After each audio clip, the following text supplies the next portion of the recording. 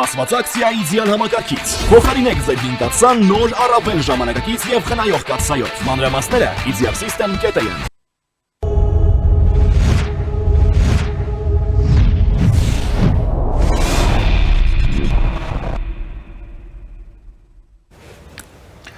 Առաջինի եթերում մանրամասներն են, ես Դավիթ Ստեփանյանն եմ, բարև ձեզ։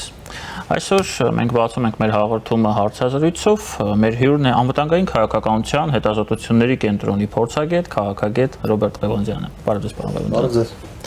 Պարոն Ղևոնդյան, առաջին հարցը, որը անձամբ ինձ մոտ է առաջանում, երբ որ ես հետևում եմ ռուս-ադրբեջանական ներկայիս հերթական լարվածության փուլին, հետևյալն է. Արդյոք Հայաստանը չի կարող օգտվելով այս իրավիճակից, ես հիմա կասեմ ինչի եմ ես դա ասում, եւս սկսել ռուսական ազդեցությունը, առաջին հերթին այն ազդեցությունը, որը աշխատում է մեր դեմ հիբրիդային պատերազմների շրջանակներում տեղեկատվական միջոցներով սահմանափակել։ Ինչու եմ ես ասում, ես կարծում եմ, որ հիմա բավականին հարմարավետ պահ է, նպաստավոր պահ է, որովհետեւ սա իմ անձնական կարծիքն է։ Ամենամեծ վտանգը, որը մեզ սպառնում է Ռուսաստանից, դա Ադրբեջանին օգտագործելն է որպես բութ գործիք, որպեսզի լինի պատերազմ, ինչ-որ պատերազմական գործողություններ արդեն հայ-ադրբեջանական սահմանի վրա, եւ ես կարծում եմ, որ այս պայմաններում, այս ադրբեջանա-ռուսական պայմաններում դա հնարավոր չէ։ Առնվազն գոնե մոտակա երևի թե մեկ ամսվա ընթացքում եւ մենք կարող ենք օգտագործել այս պահը եւ այդ թվում նաեւ չեզոքացնել այն հիբրիդային եւ տեղեկատվական գործիքները, որոնք օգտագործվում են մեր դեմ։ Խնդրեմ։ Իրականում տեսեք, այն որ Ադրբեջանի եւ Ռուսաստանի հարաբերությունների վատթարացումը Հայաստանի սպառնալիքներ որոշակիորեն նվազեցնում է, դա ակնհայտ է, որովհետեւ Ադրբեջանը եւ Ռուսաստանը չեն պայմանավորվի միմյանց հետ եւ Հայաստանի նկատմամբ չեն իրականացնի հիբրիդային որոշակի հարձակումներ։ Ընդ որում, տեսեք, դուք նշում եք Ադրբեջանի կողմից սպառնալիք Հայաստանի նկատմամբ Ռուսաստանի դրդմամբ, ես հակառակն էլ ցանկանամ որպեսզի ուշադրություն դարձնեք Ռուսաստանի կողմից հիբրիդային հարձակում Հայաստանի նկատմամբ Ադրբեջանի դրդմամբ, որովհետև այդ երկու գործիքները զուգահեռաբար են Հայաստանի նկատմամբ օգտագործվել։ Եթե Ադրբեջանի դեպքում դա ուղիղ սադրանքներն են սահմանին, օրինակ, կամ այլ ֆիզիկական ներգործության միջոցներն են, ապա Ռուսաստանի դեպքում դրանք բազմաթիվ այլ միջոցներ են, օրինակ Հայաստանի նկատմամբ տարբեր հայտարարությունները, մարդկանց կոչանելը, որպեսզի դուրս գան փողոց եւ խաթարեն բնականոն ընթացքը Հայաստանի Հանրապետության եւ այլն, բազմաթիվ գործիքներ ունի Ռուսաստան, տնտեսական այդ թվում գործիքներ եւ այլն, որոնք կարող է օգտագործել Հայաստանի նկատմամբ։ Այս տրամաբանությամբ, այո, ես համաձայն եմ, որ Հայաստանի համար հիմա ազատությունների աստիճանը մի փոքր ավելի մեծացել է, բայց մյուս կողմից եկեք հաշվի առնենք մեկ բան, որ Հայաստանը բավական երկար ժամանակ, եթե երկար հաշվենք, այսպես ասենք, 2.5 տարին, որովհետև ես գտնում եմ, որ իրականում 2022 թվականից արդեն 3 տարի, 2022 թվականից է տեղի ունենում այն, ինչ տեղի ունենում Հայաստան-Ռուսաստան հարաբերություններում, Հայաստանը որդեգրել է քայլ առ քայլ Ռուսաստանի ազդեցության նվազեցման քաղաքականություն, որովհետև ակնհայտ է, որ Ռուսաստանի ազդեցությունը 2022 թվականի աշնանից, ջերմուկից հետո, այո, ջերմուկի դեպքից հետո, որովհետև ակնհայտ է դարձավ, որ Ռուսաստանի ազդեցությունը գերդոզավորված է եւ դրա արդյունքում Հայաստանը անհամաչափ եւ անկանոն սպառնալիքների տիրույթում է հայտնվել եւ անհրաժեշտ է այդ դոզավորումը նվազեցնել, որպեսզի Հայաստանը կարողանա կառավարել իր մարտահրավերները։ Եթե այս պահին փորձել օգտվել առիթից եւ այս գործընթացում կտրուկ քայլեր կատարել, դա կարող է ունենալ այլ սպառնալիքներ։ Այդ սպառնալիքներից մեկը կարող է լինել, տեսեք, դուք նշեցիք առնվազն 1 ամսվա, 2 ամսվա ընթացքում, այս սպառնալիքներից մեկը կարող է լինել օրինակ 2 ամիս հետո Ադրբեջանի եւ Ռուսաստանի հարաբերությունների ենթադրյալ ջերմացումը, որի արդյունքում կարող են Ադրբեջանը եւ Ռուսաստանը համատեղ այլ հարձակումներ եւս գործել Հայաստանի նկատմամբ։ Բայց եթե նույնիսկ հաշվի առնենք, որ այդ ջերմացումը տեղի չի ունենա, մենք պետք է մի բան շատ լավ հասկանանք։ Ադրբեջանը եւ Ռուսաստանը համահավասար կերպով սպառնալիքներ ունեն Հայաստանի նկատմամբ։ Եվ կարծել թե երկու ոչ բարեկամ, այսպես իրենք կոչենք իրենց անունով, ոչ բարեկամ երկրներ, երբ ունեն խնդիրներ իրար հետ, այդ դրանից կարող է Հայաստանը օգտվել, դա կարող է ընդհակառակը հակառակ ազդեցություն ունենալ եւ թույլ տալ, որպեսզի այդ երկրները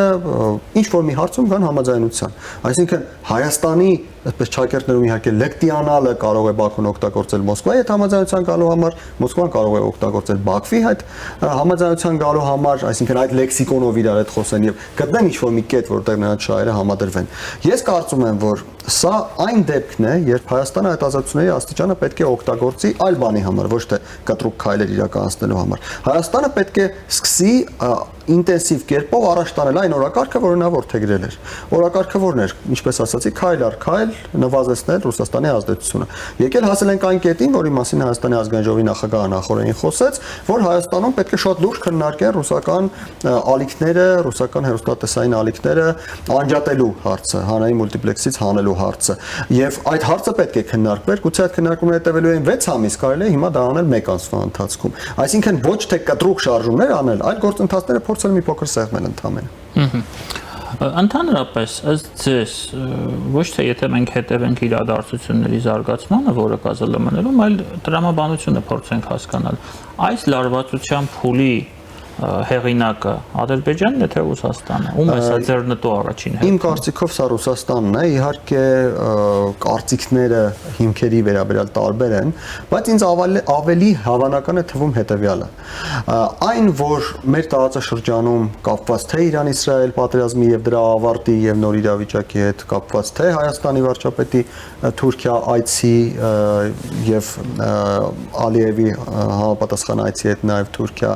եւ այլ զարգացումների հետ կա որոշակի միտում առ այն, որ գուցե խնդիրները կգնան դեպի հանգուցալուծում, իհարկե ոչ այդպես արագ, ինչ որ ժամանակի միջոցում, ինչ որ փոխադարձ, չգիտեմ, գործողությունների արդյունքում։ Այն, որ կարծես թե Ադրբեջանում սկսել են մտածել, որ այս իրավիճակը այնքան էլ իրենց օգտին չէ ներողություն եւ կարելի է որոշակի հարցերում փորձել առաջարժվել,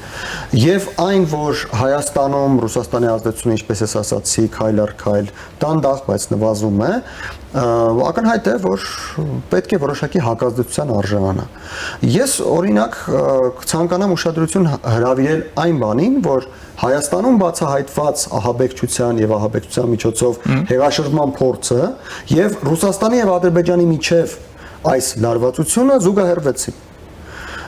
Կարելի է կարծել, կարելի է ենթադրել, իհարկե փաստեր չունեն, կարելի է ենթադրել, որ Ռուսաստանը փորձում է աշխատել միաժամանակ երկու ուղղություններով։ Ընդ որում Հայաստանում տեղի ունեցածին նախորդեց նաև Սամվել Կարապետյանի այցը եւ Սամվել Կարապետյանի կողմից բարձրաձայնված, ինչպես գիտենք, իր ձևերով, իր միջոցներով հարցը լուծելու այդ մոտեցումը։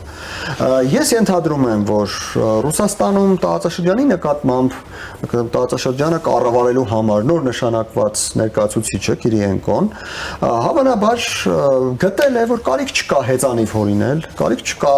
նոր ինչ-որ տարբերակներ մշակել, կարելի է աշխատել այնպես, ինչպես աշխատել են օրինակ Վրաստանում։ Ինչպես աշխատեցին Վրաստանում, բերեցին ներդրեցին ռուս օլիգարխ, մեծ գումարներ ունեցող, Բիձինա Իվանիշվիլու մասն է խոսքը, այդ օլիգարխը որոշակի քաղաքական կոնյունկտուրա ձևավորեց տարիների ընթացքում եւ այդ քաղաքական կոնյունկտուրան օգտագործեց Վրաստանում ռուսներին հաջող օրենքներ ընդունելու եւ Եվրոպային մերձեցումը թույլ չտալու համար։ Փաստացի հիմա տեղի ունենում դա Վրաստանում։ Հայաստանում նույնը կարելի է անել, օրինակ, հավանաբար ըստ Կիրիենկոյի կարծիքի նույնը կարելի է անել Սամվել Կարապետյանի միջոցով։ Այս տարբերակը փաստացի չաշխատեց, մենք տեսնում ենք, որ դեռևս գոնե այս պահին չի աշխատել, բայց հաշվի առնելով, որ իրավիճակը կտրուկ տարբերվում է այն ժամանակվանից, երբ Իվանիշվիլին գործողվեց Վրաստան, միջազգային հարաբերությունները բացարձակապես այլ վիճակում են եւ այլն, անհրաժեշտ են ոչ միայն երկարաժամկետ պլանավորումներ, իսկ Իվանիշվիլին երկարաժամկետ պլանավորում էր։ Անհրաժեշտ է նաեւ կարճաժամկետ գործողություններ, եւ այդ կարճաժամկետ գործողությունները կարող են լինել Հայաստանում հեղաշրջման փորձը, Հայաստանում իշխանությունների նկատմամբ կտրուկ գործողությունները, նույնիսկ եթե հնարավոր չլինի հեղաշրջման միջոցով, ահաբեկչությունների միջոցով, գոնե այն միջոցներով, որոնք որ օգտագործվում են վերջին 2-3 տարիներին Հայաստանում, ընդդիմադիրներին փողոցներ հանելու, բնականon կյանքը խաթարելու եւ այլն։ Ադրբեջանի նկատմամբ կտրուկ գործողությունները, որոնք մենք տեսնում ենք ադրբեջանցիներին Ռուսաստանում նեղացնելու միջոցով, Ադրբեջան-Ռուսաստան հարաբերություններում որոշակի կտրուկ հայտարարությունները, ես ձեզ մոտ գալուց առաջ կարդացի, որ Ռուսաստանի իշխող կուսակցության պատգամավորներից մեկը կտրուկ հայտարարություններ արել առ այն, որ Ադրբեջանը թող չսպասեն մեր ներողությանը։ Այսինքն սա հարաբերությունների էլ ավելի սրման միտում ունի։ Եվ այլն, այսինքն գործողությունները զուգահեռվում են։ Հայաստանի եւ Ադրբեջանի նկատմամբ։ Սա որևէ դեպքում Հայաստանի եւ Ադրբեջան չի դարձնում գործակիցներ Ռուսաստանից եկող հիբրիդային սպառնալիքների առջև։ Բայց Ռուսաստանը ինչին է դա պետք է սպահին։ Ադրբեջանի հետ հարաբերությունների համար, լավացման համար Ռուսաստանը Հայաստանով եւ Լեռնային Ղարաբաղով մեծ գին է վճարել, չէ՞։ Իրենց ռազմաբազան փաստացի Լեռնային Ղարաբաղից դուրս բերեցին, Լեռնային Ղարաբաղը հանձնեցին Թուրքիային եւ Ադրբեջանին։ Հիմա ինչի համար են սրում այդ հարաբերությունները, որ վերջնականապես խզեն։ Այստեղ եւս կան տարբեր մոտեցումներ։ Մեկի մասին ես արդեն ասացի, մեկն այն է, որ հավանաբար Ադրբեջանում սկսել են լրջորեն մտածել Հայաստանի հետ կարգավորման գործընթացը առաջ տանելու մասին։ Եվ դա Մոսկվայի ներվայրացնում։ Դա ակնհայտ է, որ Ռուսաստանը ցանկանում է իր շահերը ներառել այդ գործընթացում, եւ ակնհայտ է, որ ոչ Հայաստանը, ոչ Ադրբեջանը այնքան էլ մեծ ցանկություն չունեն, որ Ռուսաստանի շահերը ներառվեն։ Իսկ ինչպես կարելի է Ռուսաստանի շահերը ներառել այդ գործընթացում։ Օրինակ Ադրբեջանի կողմից Հայաստանին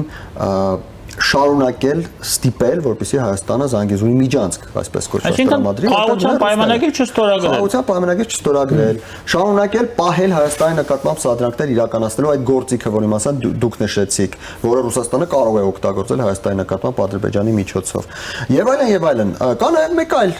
հավանական պատճառ, դա այն է, որ Ադրբեջանը ունի պարտքեր Ռուսաստանին, հենց այն ամենի համար, ինչի մասին դուք նշեցիք, Արցախում փաստացի ադրբեջանամետ գործողություններ իրականացնելու 44-օրյա պատերազմի ընթացքում եւ դրանից անմիջապես հետո 2023 թվականին թույլ տալու որպեսզի էթնիկ զտում իրականացվի եւ այլն։ Այդ ամենի դիմաց Ադրբեջանը ունի պարտքեր Ռուսաստանին եւ դրա մասին ես չեմ խոսում, դրա մասին խոսում են բոլորը ընդհանուր ադրբեջանցի փորձագետներ եւ պաշտոնյաներ։ Եվ այդ պարտքերի փակելու ժամանակը եկել է, իսկ Ադրբեջանը չի ցանկանում այդ պարտքերը փակել։ Գուցե այդ պարտքերի փակելու համար էլ նաև այդ տրամաբանության մեջ էլ Մոսկվան պահանջում է Ադրբեջանից չգնալ Հայաստանի հետ համաձայնությունների։ Տեսեք, երբ այս բոլոր իրադարձությունները մենք փորձում ենք մեկ շարքի մեջ դիտարկել, ապա հավանականությունը, որ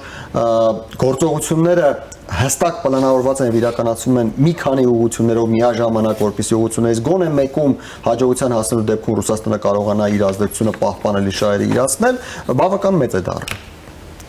Մեր երկրի ներսում կատարվող իրադարձություններին նաև անդրադառնանք, դուք հպանցիկ անդրադարձաք եկեղեցու վերնախավ իշխանություն հակասությունները Սամվել Կարապետյանի հայտնվելը Հայաստանում, ձեր կարծիքով այն ինչ տեղի ունեցել Վրաստանում Իվանիշվիլի օպերացիան, մեր ժողովուրդը, մեր հասարակությունը գիտակցում է դա որտեղից էր կառավարվում, ինչի է բերել Վրաստանին։ Վրաստանում փորձում են այդ իրավիճակը շտկել, ազատվել Իվանիշվիլիից, բայց ինչպես տեսնում ենք, որևէ կերպ չի ստացվում եւ դա բերել է մի վիճակի, երբ որ Վրաստանը անընդհատ հետնահանջ է ունենում, ասենք Սաակաշվիլիի Վրաստանը եւ այսօրվա Վրաստանը տարբեր Վրաստաններ են։ Մեզ համար դա դաս եղել է, թե ոչ։ Եվ ինչպես դա կանդրադառնա եկեղեցականների հետ առանձին եւ Սամվել Կարապետյանի հերանեկարների վրա որպես քաղաքական գործիչներ։ Ես ավելին նշեմ, համառ լուրեր են պատտվում, որ Վրաստանում սկսել են մաքսային ծառայողները, հարկային ծառայողները, ոստիկանությունը գումարներ պահանջել, անօրինական կաշառք պահանջել, ինչը Սաակաշվիլու ժամանակից ընդհանրապես վերացել էր եւ Վրաստան դրա մասին խոսելու համար նույնիսկ կարող էին մարդու նկատմամբ որոշակի գործընթացներ, իրավական գործընթացներ սկսել։ Այս ամենը Վրաստանում բավական ակնհայտ է, որ բերել է հետընթացի պետության զարգացման առումով։ Իհարկե խոսքը չի գնում եվրոինտեգրման գործընթացների մասին, որովհետև եվրոինտեգրումը ինքը իրենով ինչ որ նպատակ չէ, եվրոինտեգրումը հենց նրա համար է, որպեսզի պետությունը զարգանա, առաջընթաց ունենա, պետության քաղաքացիները ավելի լավ ապրեն։ Եվ այս տրամաբանությունից Վրաստանում հետընթաց է սկսվել, ինչը երևում է անզեն աչքով։ Արդյոք Հայաստանում դա տեսնում են, հասկանում են։ Ես կարծում եմ, որ ոչ այնքան, եւ այստեղ մեր իմ որպես փորձագետ, ձեր որպես լրատվական բավական մեծ աշխատանքի տեղ կա, որպեսզի փաստերով ցույց տրվի, որպեսզի Հայաստանի ժողովուրդը տեսնի, հասկանա, թե ինչ է արել Ռուսաստանը, Վրաստանում ինչպես է դա արել եւ դրա արդյունքում Վրաստանը ինչ է հասել։ Վրաստանի օրինակը մեզ համար շատ կարևոր է։ Իհարկե շատ կարևոր է, որովհետեւ Վրաստանը այն պետությունն է, որը մեր տարածաշրջանում ամենանմանն է մեզ։ Եկեք ուշադրություն դարձնենք Ռուսաստանը ընդհանրապես համադրելի չէ Հայաստանի հետ, Ադրբեջանը, Թուրքիան եւ Իրանը ավտորիտար պետություններ են, նաև մուսուլմանական պետություններ են, Հայաստանին իր քաղաքական կոնյունկտուրայով, իր հասարակություն իշխանություն հարաբերությունների մակարդակում, հասարակության անդամների միմյանց միջև հարաբերությունների մակարդակում ամենանմանը տարածաշրջանում Վրաստանն է, եւ այս առումով Կիրիոնկոն այնքան չի սխալվում, որ կարծում է, որ այն մեխանիզմները, որոնք աշխատել են Վրաստանում, կարող են նաև աշխատել Հայաստանում։ Եվ հենց այստեղ ձեր հարցի համատեքստում շատ կարևոր է, որպեսզի Հայաստանի ժողովուրդը հասկանա, թե ինչ է տեղի ունեցել Վրաստանում, որպեսզի թույլ չտա դրա կրկնությունը Հայաստանում։ Անդրադառնանք նաև Եվրամիության արտաքին գործերի եւ անվտանգության քաղաքականության հարցերով բարձր ներկայացուցիչ Կայա Կալասի երեք կայացած այցին Հայաստան, նա, եթե մենք փորձենք շատ կարճ ընդհանրացնենք, նա նշել է, որ Եվրամիությունը պատրաստ է խորացնել համագործակցությունը Հայաստանի հետ, եթե շատ կարճ։ Սա հերթապահ ինչ-որ հայտարարությունն է, թե այստեղ կա ռեալ քաղաքական նպատակ եւ ընդհանրապես դուք ինչպես եք դա գնահատում այս գործընթացը, Կալասի այս պահին ինչ նպատակներ էր հետապնդում եւ ամենակարևորը, սա ամենակարևոր հարցն է ինձ համար, մենք ինչպես ենք դա անցալում, օրինակ Արարատ Միրզոյանը, Հայաստանի ղեկավարությունը, Նիկոլ Փաշինյանը, սա ինչ է, ինչպես են դիտարկում եւ ինչի են պատրաստ։ Կալասի այցի մասին հայտարարվել էր վաղուց, հավանաբար հունիս ամսվա սկզբին արդեն գիտեինք, որ Կալասը այցելելու է Հայաստան եւ զուգահեռաբար խոսակցություններ են շրջում առայն, որ փաստաթուղթ է պատրաստվում եւ այդ փաստաթուղթը պետք է լինի ավելի լավ, ավելի նորացված, ավելի մեծ հնարավորություններ մեզ համար ենթադրող, քան համապարփակ եւ ընդլայնված համագործակցության պայմանագիրը, որը 2017 թվականին է ստորագրվել Հայաստանի եւ Եվրամիության միջեւ։ Այս այցի ընթացքում հայտարարվեց, որ այդ փաստաթուղթը փաստացի պատրաստ է եւ մնացել է որոշ տեխնիկական հարցեր լուծել, որից հետո այդ փաստաթուղթը, որի անվանումը կարծես թե SEPA+ է, եթե ճիշտ եմ հիշում, այդ փաստաթուղթը դրանից հետո արդեն կհրապարակվի։ Ես կարծում եմ, վերլուծելով այն ամենը, ինչ հայտարարվում է, ինչը բաց է եւ հանրային է, ես կարծում եմ, որ սա հենց նույն գործընթացի տրամաբանական շարունակությունն է, այնինչ ես ասացի Ռուսաստանի դեպքում ազդեցությունը քայլ առ քայլ նվազեցնել եւ հնարավոր չէ նվազեցնել ազդեցությունը, նվազեցնել կախվածությունը ինչ որ միտեղից եւ դա չփոխարինել ինչ որ համագործակցությամբ, ինչ որ նոր հնարավորություններով։ Իհարկե խոսքը չի գնում ինչ որ մեկից ազդեցությունից դուրս գալու եւ մյուսի ազդեցության տակ մտնելու մասին։ Խոսքը գնում է նրա մասին, որ կան ուղղություններ, կան ոլորտներ, որտեղ հնարավոր չէ աշխատել առանց ունենալու համապատասխան գործընկերային համաձայնություններ։ Եվ նմանապես, ինչպես որ մենք նվազեցնում ենք որոշակի կախվածություն Ռուսաստանից, քայլ առ քայլ այդ գերդոզավորումից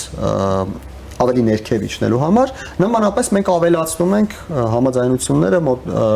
մոտեցումները այն կենտրոնների հետ, որի հետ մեր շահերը համընկնում են։ Այս պահին դա ակնհայտորեն Եվրամիությունն է եւ այստեղ Հայաստանը դանդաղ, բայց շարժվում է առաջ եւ հենց SEPA+-ի նախապատրաստումը, հուսով եմ որ շուտով կլինի նաեւ ստորագրումը, խոսում են դրա մասին, որ Հայաստանը Եվրամիության հետ գնում է նորացված հարաբերությունների եւ ավելի մեծ հնարավորությունների, որոնք պետք է օգտագործել։ Եվ իմ խոսքի ամենակարևոր մասն է այս վերջին արտահայտությունը։ Այդ հնարավորությունները պետք է օգտագործել, դրանց շուրջ պետք է աշխատել, դրանց վերաբերյալ պետք է ունենալ պլանավորումներ, ռազմավարություններ, առաջընթացներ, որովհետեւ ես ցանկանում եմ մեր համատեքստում եւս կրկնել այնինչ ասացի Վրաստանի համատեքստում։ Եվրամիության հետ խորացնել հարաբերությունները, նույնիսկ Եվրամիության անդամ դառնալ, դա ինքնանպատակ չէ։ Մեզ համար կոնկրետ Հայաստանի Հանրապետության համար եւ ինձ համար որպես Հայաստանի Հանրապետության քաղաքացի շատ կարեւոր է, որ դա մեզ պարտադրելու է առաջին հերթին պարտադրելու է գնալ բարեփոխումների, ունենալ տարբեր ոլորտներում առաջընթաց, ունենալ այնպիսի հասարակություն, որը կհամապատասխանի աշխարհում ընդունված ամենաբարձր չափանիշներին։ Տեսեք, ես նույնիսկ այսպիսի արտահայտություն եմ արել, որը ցանկանում եմ կրկնել, եթե Հայաստանը կարողանա բոլոր չափանիշներով դառնալ Եվրամիության անդամ երկրին համապատասխան պետություն, ապա դրանից հետո այդ փաստաթուղթը, այդ կնիքը, եթե կարելի ասել, Հայաստանը Եվրամիության անդամ է թե անդամ չէ, այնքան էլ կարևոր չի լինի, որովհետև եթե մենք կարողացել ենք բոլոր չափանիշներին հասնել, եթե մենք ունենք այդ մակարդակը, եթե Հայաստանի Հանրապետության քաղաքացին կարողանում է ապրել այնպես, ինչպես ապրում է միջին վիճակագրական Եվրամիության որևէ ամենահաջողված պետության քաղաքացի, ապա ինչ տարբերություն մենք փաստաթղթով Եվրամիության անդամ ենք, թե Եվրամիության անդամ չենք։ Իհարկե քաղաքական առումով կարող է լինել տարբերություն, բայց անհատ մարդու միջին վիճակագրական քաղաքացու տեսակետից դա այնքան էլ կարևոր չէ, շատ ավելի կարևոր է այդ չափանիշներին հասնել։ Պարոն Բաբաջան, հասկանալով եւ կիսելով ինչ որ առումով ձեր տրամաբանություն, այնուամենայնիվ նշեմ նաեւ երկրորդ տեսակետ այս առումով, կա կարծիք, որ Հայաստանի համար անհրաժեշտ է կանգնել այդ ճանապարհի վրա, օրինակ հայտ ներկայացնել եւ գնալ Եվրամիություն, որովհետեւ դա մեզ համար ստիմուլ է լինելու առաջին հերթին մեր պետական պաշտոնյաների համար, պետական կաղացող ակնհայտ ապարատի համար, որպեսզի մեր առջև դրվեն պահանջներ, շատ հստակ պահանջներ, կոշտ պահանջներ, կողքից այսպես ասած բզողը լինի, հա, ժողովրդի լեզվով ասած, որ այդ գործընթացը ավելի արագ գնա։ Իսկ միգուցե սա է ավելի ճիշտ ուղղությունը։ Իրականում իմ եւ ձեր նշած տարբերակները նույնական են։ Խնդիրը հետեւյալն է, Հայաստանը պետք է պարտադրված լինի, նույն պետական պաշտոնյանը պետք է պարտադրված լինեն, Հայաստանի հասարակությունը, պետական կառավարման ապարատը, այն կազմակերպությունները, որոնք աշխատում են այդ ոլորտում, պետք է պարտադրված լինեն որոշակի գործողություններ իրականացնել, բարձրացնել, հասցնել իրենց ոլորտների չափանիշներին։ Մեխանիզմը, տեսեք, պարտադրված լինելու համար ինչ է անհրաժեշտ։ Անհրաժեշտ է, որպեսզի մեր առջև դնեն այդ պարտավորությունները։ Իսկ դրա միակ ճանապարհը դա հայտ ներկայացնելն է։ Պարտադիր չէ, որպեսզի դա լինի Եվրամիության հայտի տեսքով։ Դա կարող է լինել օրինակ SEPA Plus-ի տեսքով։ Դա կարող է լինել ֆինանսական խթանումների տեսքով։ Դա կարող է լինել SEPA ունեցել ենք, տեսել ենք, չէ՞ ինչի աբերել 50%-ով է կատարվել։ Տեսեք, այն որ Հայաստանի Հանրապետությունում կան, ես չեմ ցանկանում ֆիքսվել միայն պաշտոնյաների վրա, կան մարդիկ ուղակի, ովքեր իրենց տեղերում իրենց աշխատանքը թերի են կատարում, դրա մեղավորը SEPA-ի լինել չլինելը չէ։ Նույն կերպ այդ մարդիկ իրենց տեղերում իրենց աշխատանքը թերի են կատարելու, եթե մենք ունենանք հայտ ներկայացած եմ ասում, այդ գործիքը բավարար չի, ինչ որ նոր գործիքներ է պետք։ Այսինքն հայտը այս առումով հավասարության նշան է դնում։ Ես չեմ կարծում, որ Եվրամիության հայտ ներկայացնելը լինելու է խթան, որպեսզի այն մարդիկ, ովքեր SEPA-ն չեն արել, այսօր Եվրամիության հայտը անեն, որովհետև ինչու SEPA-ն չեն արել, որ այդտեղ կար որոշակի գործողությունների տրամաբանություն, այդ գործողությունների տրամաբանությունը չի իրացվել մինչև վերջ։ Ով ասաց, որ Եվրամիության հայտ ներկայացնելու դեպքում Եվրամիության հայտին համարժեք գործողությունների տրամաբանությունը իրականացվելու է։ Մենք ունենք կադրերի խնդիր, մենք ունենք ժողովրդագրական խնդիր, մենք ունենք, տեսեք, էներգետիկայի փոխտնախարար, մենք բավական երկար ամիսներ շարունակ մենք չունենք, որովհետև չունենք համապատասխան կադր։ Այս խնդիրները որովհետև չեն կորչելու հայտը ներկայացնելու դեպքում։ Ես չեմ գտնում, որ հայտ ներկայացնելը ինքնանպատակ է։ Հայտը կարող ենք ներկայացնել, եթե մենք դրանից հստակ իմանանք, որ ունենք որոշակի տեսլական, տեսեք, 2030 թվականին ըստ որոշ տեղեկությունների լինելու է Եվրամիության ընդլայնման հերթական փուլը։ Արդյոք Հայաստանը այսօր հայտը ներկայացնելու դեպքում կարող է հավակնել 2030 թվականի փաթեթի մեջ ընդգրկվել։ Ես կարծում եմ, որ ոչ, որովհետև ժամանակը ակնհայտորեն բավարար չէ, որպեսզի Հայաստանը կարողանա այդ չափանիշներին հասնել։ Հաջորդ փուլը, հաջորդ ընդլայնման փուլը մենք չգիտենք երբ է լինելու։ Այսինքն լինելու է թե չի լինելու։ Քանի որ ամեն ինչ այսքան անորոշ է, այդ գործոնը հայտի օգուտ հայտը ներկայացնելու չի աշխատում։ Գուցե կան այլ գործոններ, իհարկե ես չեմ վիճում, ես չեմ ասում, որ հայտը ներկայացնել սխալ է, բայց կապել հայտը ներկայացնելը նրա հետ, որ հայտը ներկայացնելու դեպքում Հայաստանի այդ պաշտոնյաները, որոնք չեն աշխատում SEPA-ն իրականացնելու համար, կաշխատեն այդ հայտը իրացնելու համար, ես գտնում եմ, որ ճիշտ տրամաբանություն չէ։ Պարոն Գայբաջյան, եւ մեր զրույցի այս վերջնական մասում նաեւ փորձենք ընդհանրացնենք ընդհանուր զրույցի տրամաբանությունը, տեսեք, այն բոլոր հարցերը, որը մենք քննարկեցինք, սկսած Ադրբեջան, Ռուսաստան հարաբերությունների վատթարացումից, Հայաստանի ներսում իրավիճակը, Փաշինյանի այցը Թուրքիա չքննարկեցինք, բայց դա էլ բերենք մի տրամաբանության մեջ Ալիևի պահվածքը, մեր երկրում կատարվողը, ինձ մոտ տպավորություն է ստեղծվում, որ այս ամենին պակասում է եւս մեկ puzzle, մեկ շղթայի մաս, դա Հայաստան-Ադրբեջան միգուցե նաեւ ամենաբարձր մակարդակով հանդիպումն է ղեկավարության, որովհետեւ ինձ թվում է նրանք այս պահին ունեն բավականին շատ քննարկելու ընդհանուր թեմաներ եւ ես կարծում եմ, որ իմ կարծիքն է, սա տրամաբանական կլինի, որ միգուցե նաեւ մոտ օրերս այդպիսի հանդիպում լինի։ Ձեր կարծիքը։ Բավական երկար ժամանակ է, որ Հայաստանի եւ Ադրբեջանի ղեկավարները չեն հանդիպել։ Տիրանայում է, չէ՞, վերջի անգամ եղել հանդիպում։ Այո, բայց Տիրանայի հանդիպում չի եղել երկկողմ հանդիպում, դա եղել է բազմակողմ, այո, գործընթացում առանձին ինչ-որ մի պահ զրույց։ Պաշտոնական մակարդակով հանդիպում բավական երկար ժամանակ է չի եղել, խնդիրներ են կուտակվել, այդ խնդիրները անհրաժեշտ է քննարկել եւ ես հնարավորություններ են առաջացել, հնարավորություններ են առաջացել ակնհայտորեն, որոնք պետք է քննարկել եւ դրանք պետք է քննարկել իհարկե ամենաբարձր մակարդակով։ Ես կիսում եմ ձեր տրամաբանությունը, իսկապես չէի զարմանա օրինակ եթե մոտ օրերս նման հայտարարություն լիներ կամ նման բանի մասին մենք իմանայինք։ Իսկ ձեր կարծիքով այս պահին խաղաղության պայմանագիր ստորագրելու համար ավելի շատ հնարավորություններ կան, քան օրինակ 1 ամիս առաջ։ Ոչ, ես գտնում եմ, որ խաղաղության պայմանագիր ստորագրելու հնարավորությունները փաթեթային են։ Այսինքն մենք չենք կարող գնահատել, որ այս պահին այսքան կա, մի հաջորդ պահին այսքան, հաջորդ պահին այսքան։ Դրանք կամ չկան։ Այս պահին չկան դեռևս հնարավորություններ, որոնք չկային դրանք նաև 1 ամիս առաջ։ Ինչու չկան, որովհետև Ադրբեջանը ակնհայտորեն ունի սպասելիքներ մի փոքր ավելի, քան տալիս է իրեն այդ խաղաղության համաձայնագիրը։ Այսինքն միջազգային իրավիճակը դեռևս այնքան անկայուն եւ անորոշ է, որ Ադրբեջանը դեռևս գտնում է, որ ժամանակը չէ նման փաստաթուղթ ստորագրելու, գուցե վաղը ավելի մեծ հնարավորություններ ունենան։ Իսկ սա արդեն կա։ Սա արդեն ոչ ոք նրանց ձեռքից չի վերցնի։ Այդ հնարավորությունները կլինեն այն պահին, երբ Ադրբեջանը կզգա, որ կա վտանգ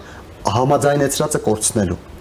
Այդ պահին ակնհայտորեն Ադրբեջանը կգա եւ կստորագրի այդ համաձայնագիրը։ Քանի դեռ Ադրբեջանը գտնում է, որ համաձայնագիրը ակնհայտորեն այլևս համաձայնագրից դուրս որևէ պահանջ ինքը չունի կատարելու եւ համաձայնագրում ինչ գրված է արդեն իր գրպանում դրված է, նա չի ստորագրելու, սпасելով ավելի հարմար, ավելի մեծ հնարավորությունների։ Եվ երկրորդ տարբերակը ստորագրելու, եթե Ադրբեջանին շատ կոշտ ձևով կհասկացնեն, որ ավելին նա չի ստանալու։ Այդ դեպքում էլ Ադրբեջանը կգա եւ կստորագրի։ Երկու դեպքում էլ հնարավորությունները կամ կան կամ չկան, ավելի կամ պակաս չէ։ Շատ կարևոր է հասկանալ այս փուլում հաշվի առնելով ամերիկյան դերակատարության փոփոխությունները Թրամփի վերադարձից հետո այդ կոշտ ասողը ով է։ Ակնհայտորեն միայն Միացյալ Նահանգները, ուրիշ որևէ մեկը այս պահին Ադրբեջանի կոշտ ասել չի կարող։ Եթե ասեն ստորագրված կլիներ։ Դե միջև Թրամփի գալը բավականին կոշտ փորձում էին ասել, մենք դա գիտենք, չստացվեց, արդյունք չեղավ, բայց հիմա կարծես թե չեն էլ ասում։ Տեսեք, միջև Թրամփի գալը ոչ թե կոշտ փորձում էին ասել, այլ միջև Թրամփի գալը կային բազմաթիվ հարցեր, որոնք հնարավորություն էին տալիս Ադրբեջանին խուսանավելու։ Օրինակ չկար Ադրբեջան-Ռուսաստան նման լարում, ինչը կա այսօր։ Օրինակ Միացյալ Նահանգները ընտրական գործընթացների մեջ էր գոնե վերջին 1 տարվա ընթացքում եւ կար Բայդենի գործոնը, ով որ ակնհայտ էր, որ չի կարողանալու ձգել, տանել այդ ընտրական գործընթացի ծանրությունը։ Եվ այս ամենը հնարավորություններ Ադրբեջանի համար, Ալիևի համար խուսանավելու։ Տրամփի դեպքում նա այդ հնարավորությունները չէր ունենա, եթե Տրամփը ունենար նույն չափ հետաքրքրություն։ Բայց ակնհայտ է, որ Տրամփի հետաքրքրությունները նույն չափ չեն, ինչպես դեմոկրատական վարչակազմիններ, գոնե այս պահին։ Բայց երբ ես ասում եմ, երբ Ադրբեջանին կոշտ կերպով կհասկացնեմ, որ ավելին նա չի ստանալու, ես ելնում եմ այն կանխավարկածից, որ գուցե տեսականորեն ինչ-որ մի պահի Տրամփը փորձի ուշադրություն դարձնել եւ փորձի հարցը լուծել։ Եթե ցանկանա այդպես Տրամփը, հարցը կլուծի։ Եվս մեկ շատ կարևոր քեյս, չեն կարող այդ մասին էլ չխոսենք, որպեսզի ամբողջական լինի։ 12 օրյա պատերազմը ինչպիսի ազդեցություն է ունեցել մեր տարածաշրջանի վրա եւ արդյոք եղել է ազդեցություն հայ-ադրբեջանական խաղաղության համաձայնագրի ստորագրման հեռանկարների։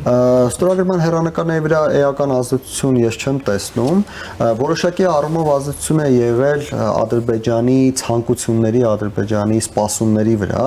Ադրբեջանում շատերը կային, գուցե ոչ անձամբ, չէ, շատերը կային, գուցե ես վերջացնեմ, պարզ կլինի ինչ եմ ասում,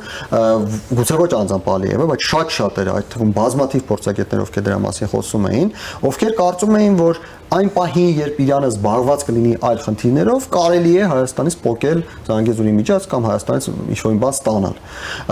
Փորձը ցույց տվեց, որ այդպես չէ, փորձը ցույց տվեց, որ ոչ միայն Իրանի հնարավորություններն են թերագնահատվել են նաև այլ դերակատարների հետաքրքրությունը Հայաստանի, Ադրբեջանի փոխհարաբերությունների նկատմամբ եւ այն ժամանակ, երբ Իրանը իսկապես զբաղված էր այլ հարցերով, Ադրբեջանը ուղղակի դրա հնարավորությունը չունեցավ Հայաստանին հետ ինչ-որ մի բան ավելի կոշտ դիրքերից բանակցելու կամ Հայաստանից ինչ-որ մի բան փոկելու, ինչպես կարծում էին Ադրբեջանում։ Եվ այժմ այդ մտայնությունը բավականին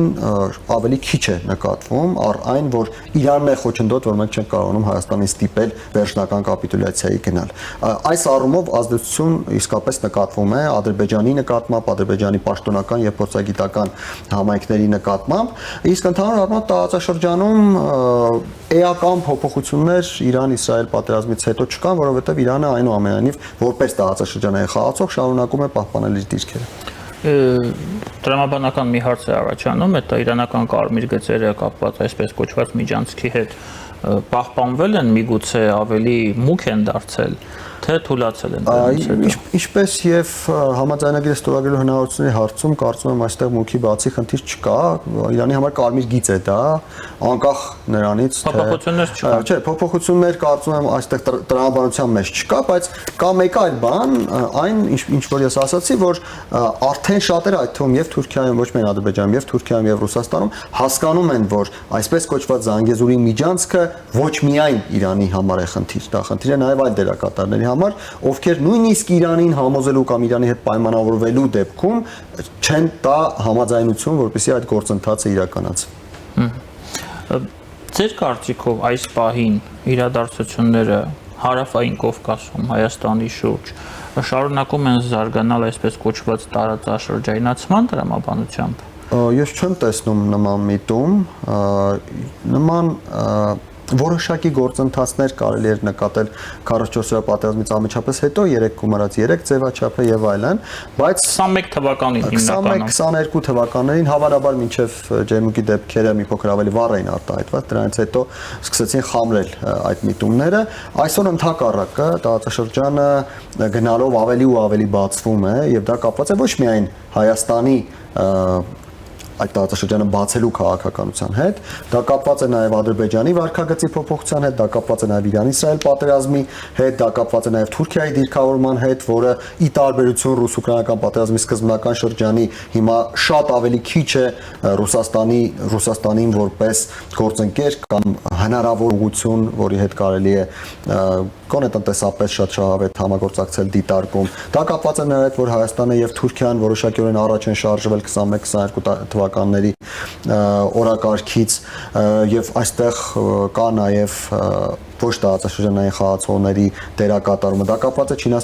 Չինաստանի եւ Ադրբեջանի ու Վրաստանի փոխհարաբերությունների զարգացման հետ։ Մենք տեսնում ենք տարածաշրջանը գնալով բացվում է։ Եվ վերջի հարցը, պարոն Ղևոնդյան, առաջ շատ էին ասում, որ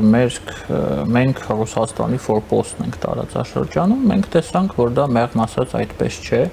ֆորպոստին չեն հանձնում, չեն վաճառում քո թշնամիներին եւ մրցակիցներին։ Հայաստանը այս պահին Ռուսաստանի ընդհանրապես ինչին է պետք եւ որպես ինչ են մեզ դիտարկում Մոսկվայում։ Չեմ համաձայնի, իրականում հենց ֆորպոստին էլ հանձնում ու վաճառում են։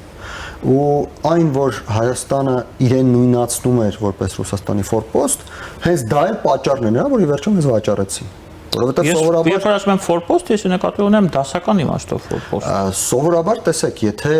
պետությունը կանգնում է ինչ-որ մի բան վաճառելու խնդրի առջև, նա նախընտրում է վաճառել իր ֆորպոստին եւ ոչ թե վաճառել իր կենսական շահերը։ Իհարկե ֆորպոստն էլ կարող է կենսական շահեր, բայց շահերի աստիճաններ կան, համադրելիություն կա։ Եվ այս առումով, եթե Մոսկվայի աչքերով նայենք, շատ նորմալ է, որ Մոսկվան վաճառեց Հայաստանը, որպեսզի Ուկրաինայում կարողանա գործողություն իրականացնել։ Դա բնական է, այդպես էլ պետք է լիներ։ Ռուսաստանը չէր կարող ընտրել Հայաստանը եւ մոռանալ Ուկրաինայի մասին։ Այլ հարց է, որ Հայաստանում շատերը իրենց հպարտ էին զգում Ռուսաստանի ֆորպոստ լինելու այդ գաղափարից, կան մարդիկ Հայաստանի երկրորդ նախագահի առաջին դերակատարմամբ եւ նաեւ այլ մարդիկ, ովքեր նրա եւ այս տրամաբանության հետևորդ են, ովքեր գտնում են, որ Հայաստանը պետք է վերադառնա Ռուսաստանի ֆորպոստի կարգավիճակ եւ գտնում են, որ եթե Հայաստանը խելոք, այդպես ժողովրդի լեզվով ասած, պուպուշ ֆորպոստ լինի, նրան հաջորդ անգամ չեն վաճառի։ Այս անգամ վաճառեցին, ոչինչ, հաջորդ անգամ նրան չեն վաճառի։ Իհարկե ինձ համար այս տրամաբանությունը ակնհայտ հակապետական է եւ եթե ես լինեի որոշում կայացնող, նման մարդիկ ոչ միայն հասարակական պարծավանքի կարժանանային, այլև քրեական պատժի կարժանանային։ Ցավում եմ, որ ես չեմ որոշում կայացնող, եւ որոշում կայացնողները նման օրենքներ չեն ընդունում, բայց եթե դիտարկենք Հայաստան-Ռուսաստան հարաբերությունների ներկա վիճակը, մենք ֆորպոստի կարգավիճակից դուրս ենք եկել, ընդ որում ես նշեմ, որ այդ կարգավիճակից դուրս գալու գործընթացը, ինչպես ասացի, սկսվել է 2022 թվականի ջերմուկի իրադարձությունից հետո, մինչ այդ Հայաստանը մնացել է 2018-ից 22 թվականներին մնացել է ֆորպոստի կարգավիճակում, Ռուսաստանում դեռ սա ամբողջապես չեն ընկալել, շատ են դեպքերը, երբ ընդհանուր արտաքին գործերի նախարարի հայտարարությունները կարելի է գնահատել որպես նախկին տրամաբանության մեջ արված հայտարարություններ, դրանցից մեկին Հայաստանի արտաքին գործերի նախարարը շատ լավ պատասխանեց հենց Կալասի հետ մամուլի ասուլիսի ընթացքում, բայց ստիպված են լինելու համակերպվել դրա հետ, որովհետև Հայաստանի քաղաքականությունը, արտաքին քաղաքականությունը այս պահին բացարձակապես այլ տրամաբանության մեջ է։ Շնորհակալություն, պարոն Կալասյան։ Շնորհակալ։ Մեր հյուրներ անվտանգային քաղաքականության հետազոտությունների կենտրոնի փորձագետ, քաղաքագետ Ռոբերտ Ղևոնդյանը, քիչ անց մենք կվերադառնանք եթեր եւ կշարունակենք մեր աշխատանքը։